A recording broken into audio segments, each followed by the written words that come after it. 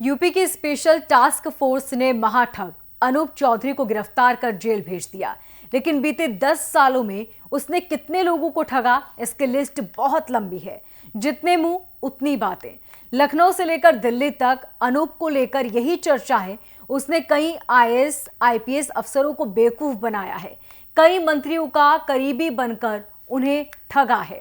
अयोध्या के रहने वाले इस ठग को अब एसटीएफ पुलिस रिमांड पर लेकर पूछताछ करने की तैयारी में है। कहा जा रहा है कि ठग अनूप कई राज उगल सकता है। अखिलेश यादव की सरकार में उसे राज्य मंत्री का दर्जा मिला था। इन दिनों वो खुद को रेल मंत्रालय की सलाहकार समिति का सदस्य बताता था। उसे यूपी पुलिस की तरफ से सरकारी गनर मिला था। यूपी एसटीएफ ने ठग अनूप को अयोध्या के सर्किट हाउस से गिरफ्तार किया। अनूप की गिरफ्तारी को लेकर राजनीति भी शुरू हो गई है। कांग्रेस ने तो वीडियो जारी कर आरोप लगाया है कि बीजेपी के डबल इंजन की सरकार में ठगों का राज चल रहा है। कांग्रेस की वीडियो में बीजेपी के कई बड़े नेताओं के साथ अनूप की तस्वीरें हैं। यूपी के डिप्टी सीएम केशव प्रसाद मौर्य ने कहा कि हमारी सरकार में तो सारे ठग जेल जा रहे हैं। सार्वजनिक जीवन में तो कोई भी किसी के साथ फोटो खिंचवा सकता है।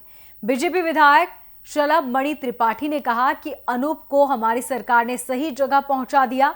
उन्होंने कहा कि अखिलेश यादव ने तो उसे राज्य मंत्री तक की कुर्सी पर बैठा दिया था।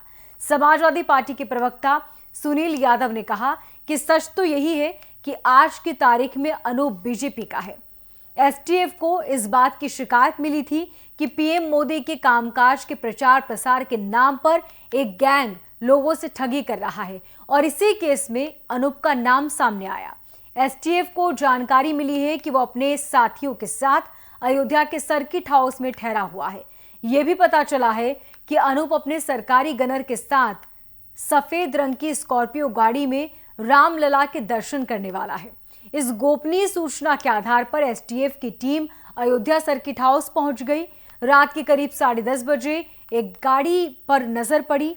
एसटीएफ की टीम ने गाड़ी रोकी तो एक कांस्टेबल नीचे उतरा। उसने अपना नाम पवन कुमार बताया और कहा कि पीछे की सीट पर अनूप जी बैठे हुए हैं, जो रेल मंत्रालय में सदस्य हैं। उसने अपने आप को चौधरी का गनर बताया। उसी गाड़ी में एक और व्यक्ति बैठा था जिसने अपना नाम सत्येंद्र वर्मा बताया। वर्मा ने कहा कि वे लखनऊ के रहने वाले हैं।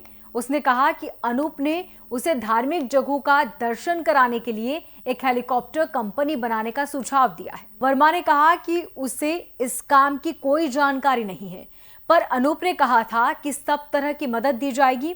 मुझे उन्होंने अयोध्या दर्शन के लिए बुलाया तो मैं आ गया। अनूप को सर्किट हाउस में ठहरने की इजाजत कैसे मिली, एसटीएफ इसकी भी जांच कर रही है। यूपी सरकार अब इस बात की भी जांच कर रही है कि अनूप को गाजियाबाद से सरकारी गनर आखिर कैसे मिली। फर्जी प्रोटोकॉल का धोष जमाकर लोगों को अपने प्रभाव में लेता था। इसके लिए उसने एक व्यक्ति को अपना ओएसडी भी बनाया था। चौधरी के खिलाफ देश के 3 राज्यों में धोखाधड़ी के मुकदमे चल रहे हैं।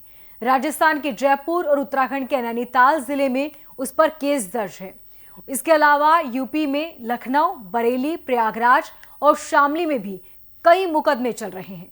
अनूप काम कराने के बदले उद्योगपतियों से लाखों रुपए ठग लिया करता था। शुरुआती पूछताछ में पता चला है कि मोदी सरकार के एक बड़े मंत्री के यहां अनूप का आना जाना था।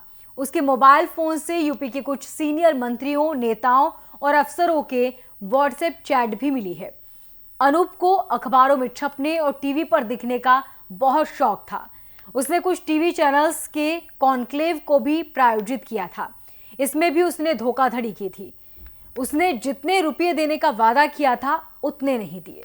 इस वीडियो में फिलहाल इतना ही। यूपी की तमाम खबरों को जानने के लिए देखते रहिए भारत एक्सप्रेस यूपी।